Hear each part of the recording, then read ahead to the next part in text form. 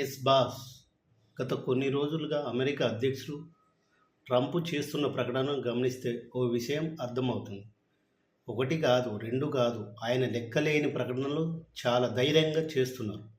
America ఉత్పత్తులపై విధిస్తున్న సుంకాలను 100% తగ్గించేందుకు భారత్ సిద్ధంగా ఉన్నదని, అందులో ఓ ప్రకటన అమెరికాతో ఒప్పందం కుదిరించుకోవాలని ప్రతి ఒక్కరూ కోరుకుంటున్నారని, భారత్ కూడా అలాగే కోరుకుంటుందని, జీరో సుంకాలను అంగీకరించిందని ఆయన చెప్పుకొచ్చారు. భారతదేశంలో ఐఫోన్ ఉత్పత్తులు చేయవద్దని యాపిల్ సీఈఓకు టిమ్ కుక్కు చెప్పారంటూ ట్రంప్ తాజాగా ఒక ప్రకటన చేశారు. ఇంతకు తన డిమాండ్లో భారత్ తలొగ్గుతుందా? ధీమా ట్రంప్లో ఏర్పడడానికి కారణాలు ఏమిటి? బహుశా మన ప్రధాని నరేంద్ర మోడీ మౌనం దానికి కారణమని చెప్పవచ్చా?